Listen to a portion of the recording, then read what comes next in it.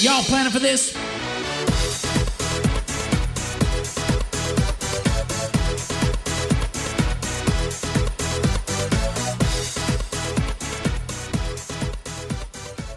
Welcome back, TPR Nation. This is Jamie Shilanski in an episode of Worlds to Conquer, and I have such a fun topic to chat with you about today. We're going to talk about goal setting, but don't worry, these aren't your goals, which should have already been established. Instead, this is about how do we help the young people in our life establish their goals and work towards them. So I recently heard from a couple of colleagues that said, hey, listen, I know you do a lot of work with your son. He seems super on track. I'm really impressed with all he's accomplished. And by the way, when we talk about his accomplishments, don't ever forget that these are the highlight reels, that these are the positive things. Don't think for a second he's got all of life figured out or he's so much more advanced than other people his age. He still has the strifes and tribulations that a lot of 22-year-olds have. But since he was little, we have always adapted goal setting and goal planning and also the ideology. And it really is an ideology about how we overcome obstacles and how we give ourselves declarative thinking in our minds. And the point of doing that when he was young, when he was starting out very, very little, was that I didn't want him to be swayed by the negative voices. And the negative voices, they are all around us in concert. And sometimes they're loud and dominant, and sometimes they're super passive aggressive, but they are constantly in the back of our head. They're naysayers every step we go. And it's just little things. It doesn't even have to be people being like, you're not smart enough, you're never going to achieve stuff.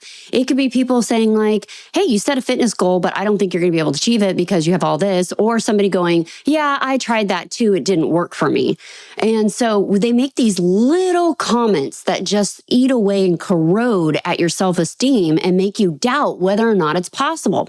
So with my son, Lane, we tried to raise him where he felt empowered. My job, and I told him all the time, because, when their boys are really, really little, they'd, Mom, you're my best friend. Mom, you're the closest person I have, et cetera. And those are great things. And I want those things. And I feel that same way for my mom, that I'm so incredibly close to her. But I remember when I was little and I would tell her all the time, especially after a fight with a school-age friend, and I'd be like, well, it doesn't matter because Mom, you're my best friend.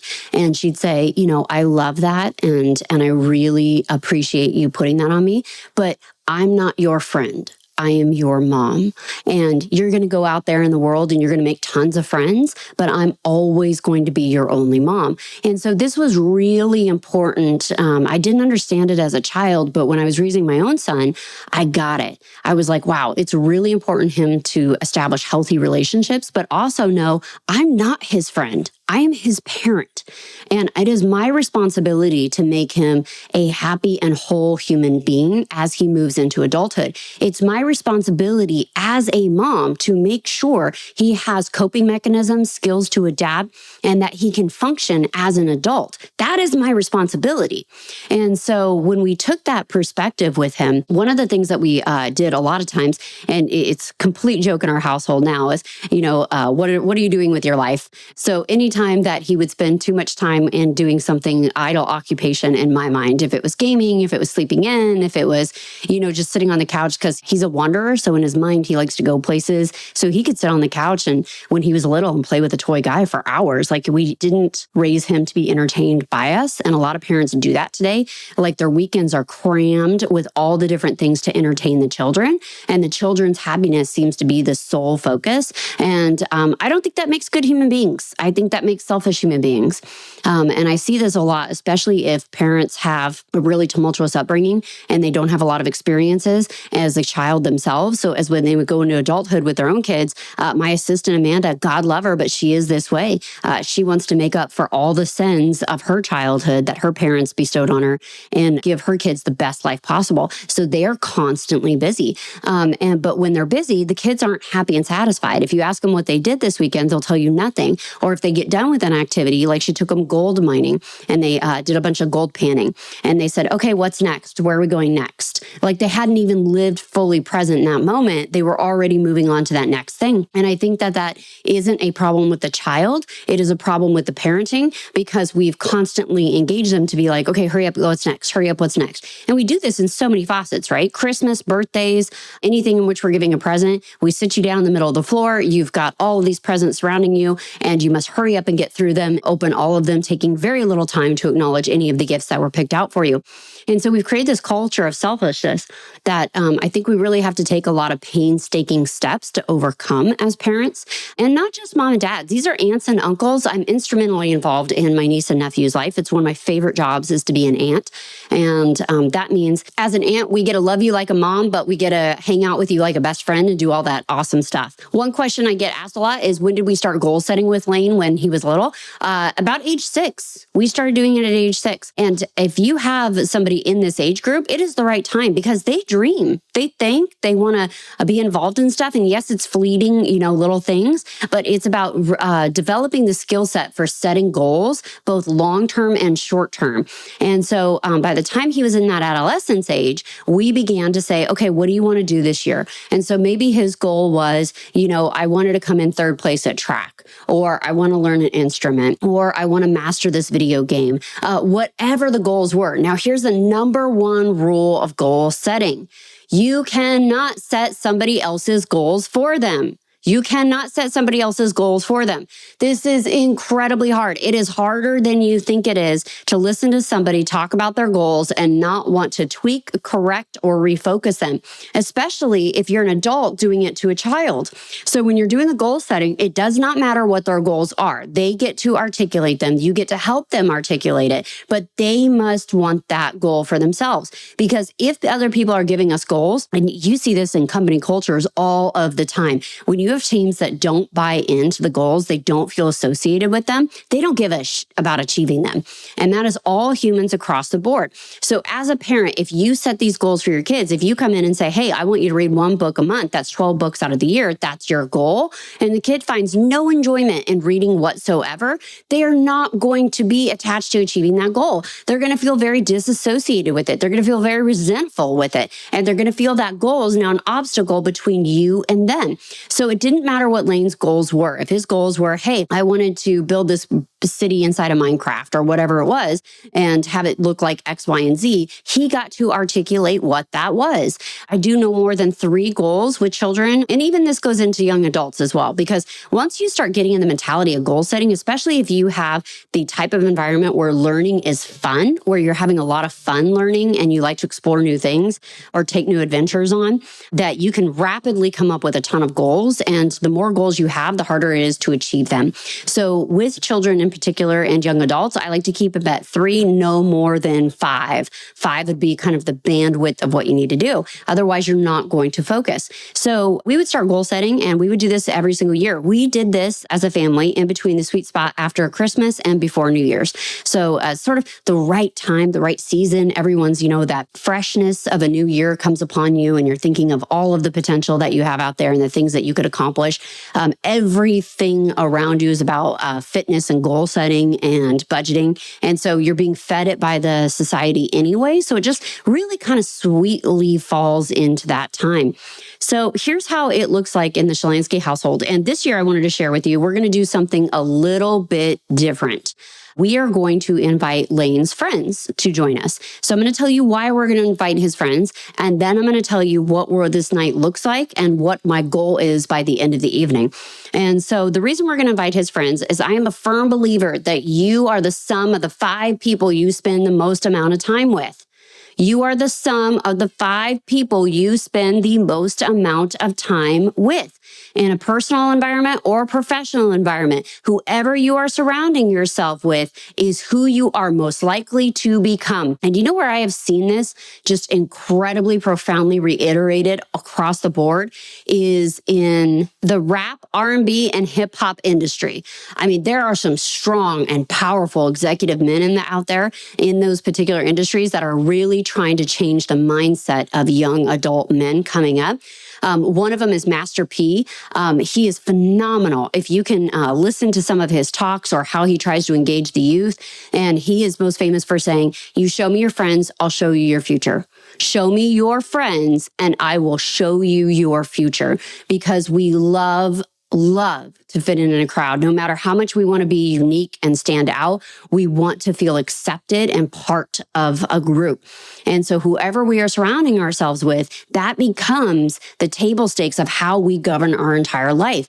And I really, really want to focus on that and say it over and over and over again to my son. You are the sum of the 5 people that you spend the most amount of time with. Now, does that mean that he has permission to go and judge other human beings and be unkind to them? No, it doesn't.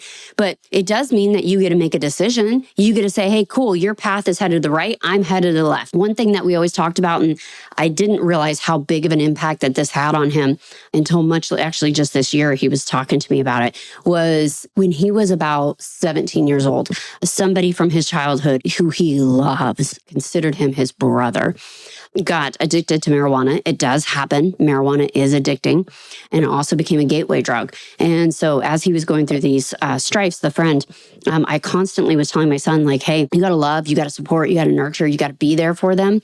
But I want to paint a scenario for you. The 2 of you are out in the ocean, and your friend going through all of this right now, he is drowning.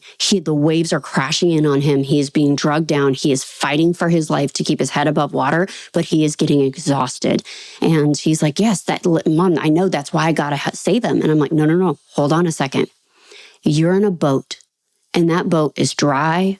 The sun is shining on it. The sea is flat. It is calm. And your responsibility as a Christian, as another human being, is to reach your hand out and help him up on the boat. But you never, ever, ever get in the water with him. He has to reach up. He has to ask for your help. He has to be pulled up from this on his own. Because if he doesn't, and he pulls you down in that water and you get on that same level with him, you're going to drown too. And that image that stayed with Lane. And so how he navigated all of his future relationships with his male friends and female friends was through that lens of like, hey, I'm up here. I'm safe. I'm dry. I'm happy. We're having a good time. The music's going. The drinks are pouring. And I want you on this boat with me. But I'm not going to get in the water with you. You have to make a decision. Put your hand up and I'll lift you up. But if you don't put your hand up, you're on your own. And that was a really great metaphor for him. It really created a visual picture. And I was really happy to hear it. And he told me just a few weeks ago, he said, it's really great because if I wasn't able to save that person, I'm not gonna be able to save this person, and I'm not getting in the water with them. That's all he said. I'm not getting in the water with them. And I was like, yes, because we try so hard as parents, as aunts, as uncles, as grandparents to steward our kids in the right direction. But, so many times we fail them because we say, well, we want you to make your own decisions, or this is part of an adult, or you've got to make your own choices. But they still need our guidance. They still need our stewardship. They still need to know how to navigate those waters. We do such a stupid job in America of raising kids and then being like, well, when you're 18, those choices and responsibilities are all yours. What magically happens on your birthday? Nothing magically happens on your birthday. You are just 1 year older than you were the day before. You don't get some profound knowledge dropped on you. You don't get an access door into your brain about all the different things that you should know about. You still have to have guidance and stewardship from the people that you trust the most in your life. So when I'm reiterating to him over and over again, you are the sum of the 5 people that you spend the most amount of time with.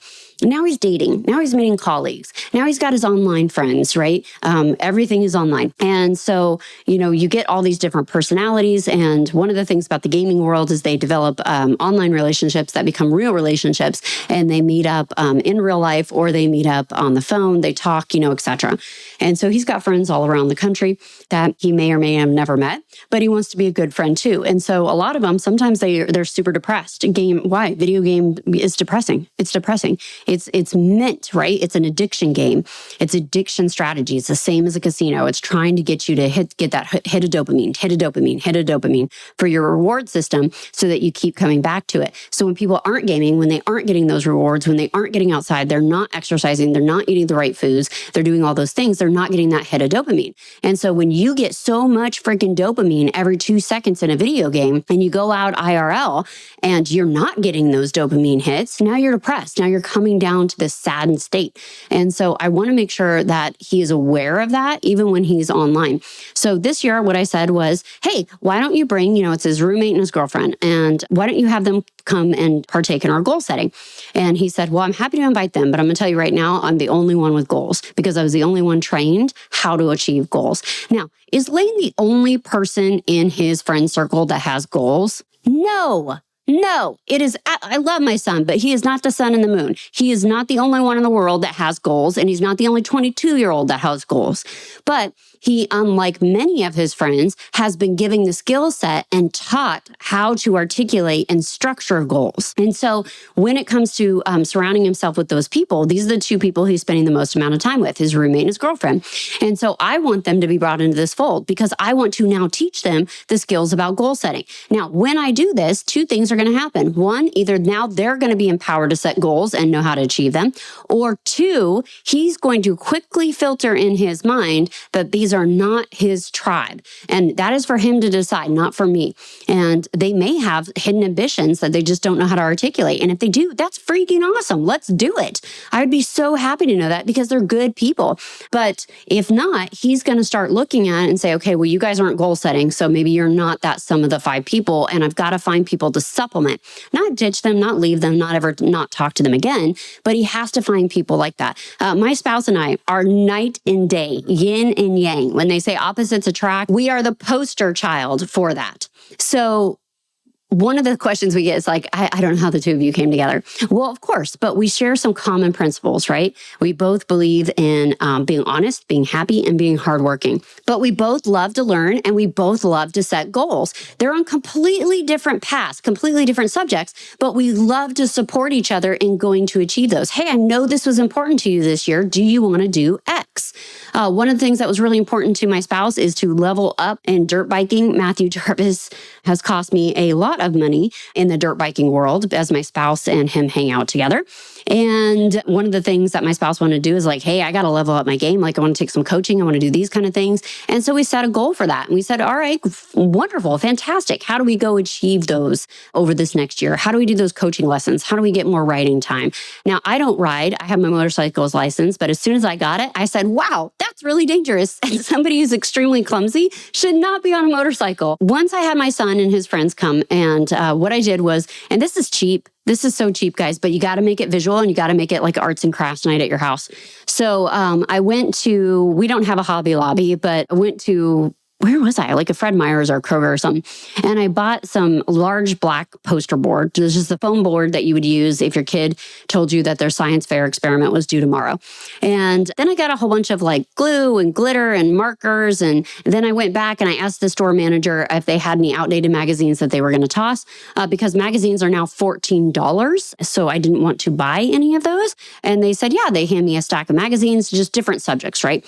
Travel, adventure, fitness, gardening, cooking, whatever. It did not matter. And what we did was we started working on goal setting. So here's how to help people articulate goals. They first need to have a roadmap in front of them. And so I start off with 5-year vision. I don't do a 10-year vision. 10 years really blurry to me. Like I can't see it really clear because who I am at 40 is not who I was at 30, who is not who I was at 20, and as sure as heck wasn't who I was at 10. There are core values of what makes me me, but I can't see 50 very clear. I'm excited to meet the person I am at 50, but I can't see it super clear. And I also don't want to limit myself to opportunities that might pop up. But 5 years? 5 years I can see. 5 years I can digest. I can really handle 5 years super, super well. So what I do is I said 5, 3, and 1. So we've got our 5, our 3, and our 1 year goals in front of us. Now, this is where you're going to have to be a little bit fluid as the person guiding the conversation. If somebody's really having a hard time visualizing 5 years, fine, cool, no problem. Then start them with a 1 year. Hey, by December of next year, where do you want to be with this? And then start elevating it up to 3 and 5. And this is just something that you're going to have to gauge. And it's a person by person. Some people, particularly girls, see the next 5 years very, very clearly to them. And they can go 5, 3, 1 easily. But sometimes that's a little bit harder and it depends on the human being. So once we have our 5, 3, and 1, we'll jot everything down on a piece of scratch paper. Everything goes on that scratch paper. Anything that comes into your mind that you want to achieve, you put it down on there. And then what we'll start doing is on the foam board, we'll do 3 columns, 5, 3, and 1.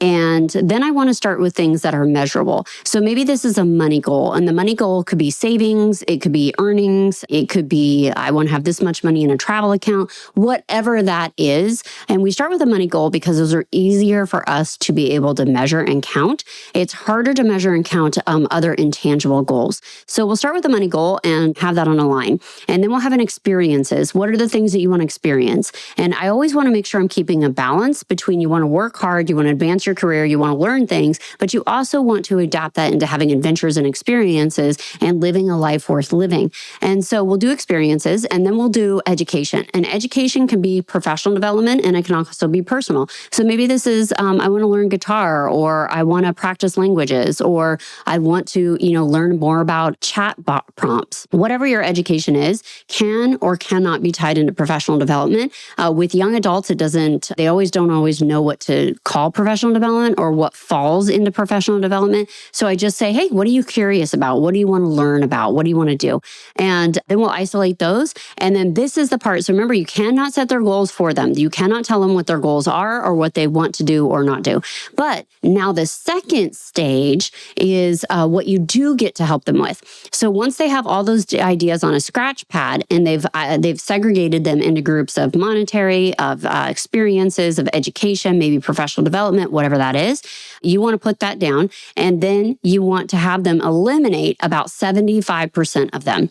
And so you want to have them just really focus on, okay, well, can I learn this in a year, or is this something that's going to take me 3 to 5 years? If it's a language, maybe it's a 3 to 5 year goal. If it is, I want to, lose 10 pounds, maybe that's a 1 year goal. So we just segregate those into those 3 different categories. Can I do it in 1 year? Can I do it in 3 years? Can I do it in 5 years? And then they get to go rank which goals are the most important to them. Now, remember, I said I only like them to have 3 or 5 goals. 5 is the handful. It's the top. It's the higher achiever bracket. Because what I don't want to do is get into March where all goals go to die and they haven't achieved anything. Because this is something that we're going to have to routinely check in with them. Hey, I know you're on target this year for this 1 year goal. Where are you at with that? And so it's not just a one and done vision board experience. This is instead a several times a year. Where are you at with that? Where are you going to check in with that? The way that I run it in my household is everyone goes to dinner. I front the bill. I pay for it. We check in. We go to a restaurant. Hey, tell me where you're at with your goals. Are you accountable? Are you on track? What needs to be recalibrated? What did you have to have rigid flexibility around? I foot the bill for that so that we can go into that conversation. Depending on where your adolescent is in their life, you might want to start with an activity to get them sort of outside and in a right frame of mind. Particularly boys between 12 and 17 become monosyllabic, like they forgot all ways to communicate and speak. And so I might start with a big activity to kind of get their endorphin, get their testosterone flowing, and then come down and have a conversation. So just gauge, the children in your life, the young adults in your life, and see where they're at in this spectrum before you sit down and have a conversation about accountability and where they're at. Once we have their goals isolated and segregated, then we put them on the board. Now, this is, like I said, this is the part you do need to help them with. So once they have a goal up there, now you got to back into how do they go achieve that goal. Now it's action steps and milestones. All right, how do you eat an elephant? One bite at a time. You got a really big goal here? Great. Here's the first step that you need to take. Now, one thing that I do differently is I put deadlines on my goals. Great. And just do this on a quarterly basis for the kids in your life. It's super easy for you. So every quarter, first part of the year, you go to dinner, you're having this conversation, maybe after activity, you go through accountability. Hey, where's everyone at? This is the goal you set for the year. Are you accountable for having achieved X in the last 3 months? That will put you on target for your year goal. And really focus on what they are in charge of. What I don't do is I don't set goals that they cannot control. So let's just say that I have Lane's roommate and he says, oh, I want to fall in love and get married by the end of the year. Okay, well, you can control you falling in love. You cannot control somebody else falling in love with you. So maybe that's not a goal because that's not something that's with their control, especially for girls. I want to be married. I want to own a house and I want to start having kids by age 25, 27, 30, whatever it is. That's not something directly in their control all of the time. But what is in their control is getting themselves ready to be in a happy and healthy place to be in a relationship, to feel independently fulfilled so that they can give themselves to other people. So just be mindful of that one and kind of raise questions if it's something that's completely out of an individual's control.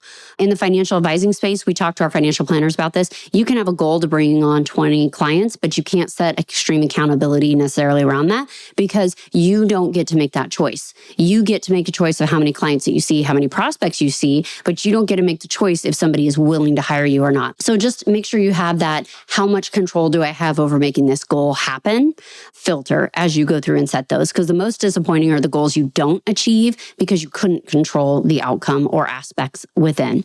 Another thing that I like to do is I like to do ranges. I do this a lot with my business clients, is that we don't say, hey, I'm going to make $10 million this year. We say, you know what? Our goal this year is to make between $9 and $12 million this year. And so then, because if you fall on the spectrum, you feel really, really great. If I say I'm going to make 10 million and I did this one year, and this is why I never did it again, we came in $100 short. $100 short. No, we did not just instantly round up. We had a target. We were all fixated on seeing a certain number on our profit and loss, and we didn't. We were just shy of it. So, but if had we had a range, we would have felt that our success had been hit. Not to lower the standard. Our success could have been 10 to 12 million, and then if we came in $100 short, we still missed it. That's possible. But if by giving myself a range, then I can have a high and a low spectrum for us. So look at that as you're filtering through the goals, and then go through the action items. What does somebody have to do? And then put it on everyone's schedule. So everyone pulls out their phone and we say, great, let's all get together once a quarter on this and make sure we're holding each other accountable. Now, what I have found with young adults is they are really good at holding each other accountable. Like, they really want to see the other person succeed. So they'll be like, hey man, you said you weren't going to drink, and if we go to that party, I know you're going to drink. Or I know you said you're going to quit vaping, or I know you said you wanted to go to Mexico with me, but you're spending money on,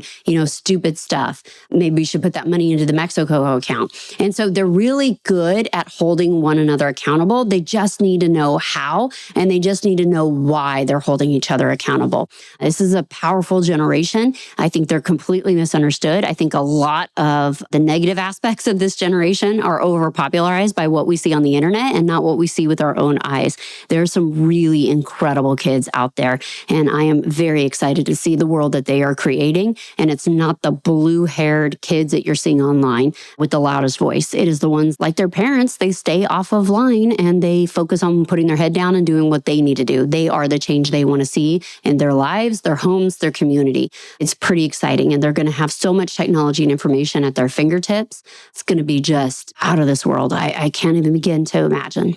TPR Nation, thank you so much for listening to me. I love to answer questions like this. So if you have questions like this about how Matt, Micah, or I are running not just our practices, but our lives, and how we're empowering the people around us to hopefully level up and become the person that God put them here to be, make sure that you're emailing us at lifestyle@theperfectria.com.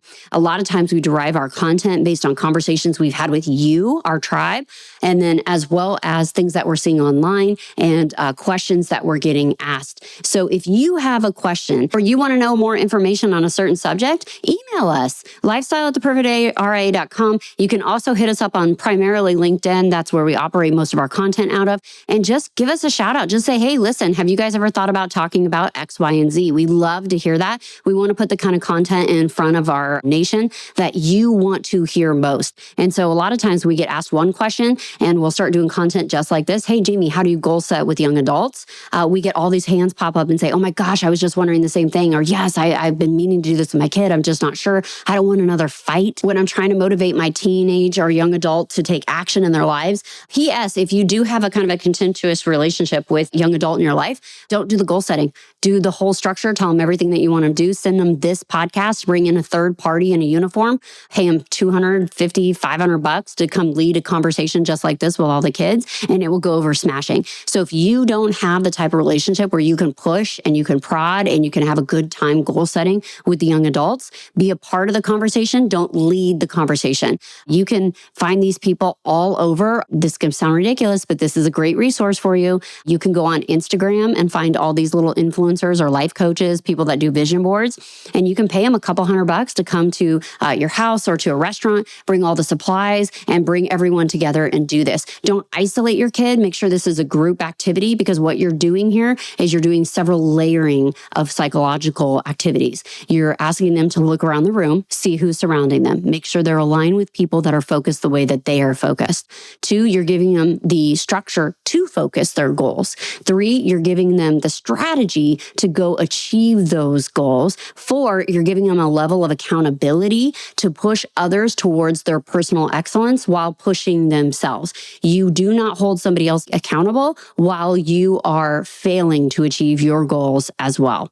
TPR Nation, you know everything we do at the Perfect RIA is 100% about giving you actionable advice that you can take right now and take action on. And I would say action item number 1, you got to give us 5 stars. Give us 5 stars so we can get this content in front of more people. We have so many people that walk up and say, I just started learning about your podcast. How did I not know about this before? I would have been so much further along in my career, my professional development, had I started listening sooner. But we live in an algorithm world. If we're not getting the likes, if we're not getting the stars, that content is not getting circulated to our community. So you are our greatest advocate. You are our greatest help in this effort. Please jump down, give us 5 stars. And if you think we deserve 1, email us. Tell us, guys, you totally missed the mark. This was not helpful content at all. And let's have a conversation about it. Let's learn to adapt and make sure we're putting the type of material out there that you want to hear and changes your lives, changes your life. That is what we are after most. We are not a perfect RA. We are not a tribe of perfect people. We are imperfect people searching for the pursuit of perfection.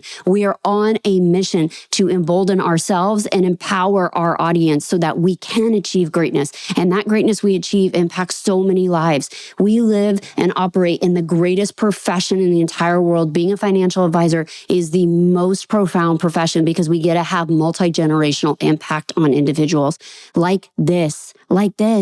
We go to goal setting stuff all of the time. Most of you listening wrapped up all your goal setting in October of last year. And so talking about it now, you're like, who doesn't have their goals done? I bet it's the people in your life. So action item for you right now. Who's not setting goals in your life that you are empowered to help? You are empowered to help these people. You are there to steward them and give them the tool set, give them the ability to change their lives and the lives of those that surround them. Action item number 3, self-evaluation. If you cannot lead this conversation, find somebody else to do it. Even if they are just repeating everything that you said and you're having to pay for it, it doesn't matter. Make sure you have that stranger in a uniform, that you're making the impact in the way that somebody is receptive to hearing it. TPR Nation, this is Jamie Shilanski in an episode of Worlds to Conquer. Go find people who share your values. Change the world. Hold on before we go. Something that you need to know. This isn't tax, legal, or investment advice. That isn't our intent. Information designed to change lives. Financial planning can make you thrive. Start today, don't think twice. Be a better husband, father, mother, and wife. The Perfect RIA, the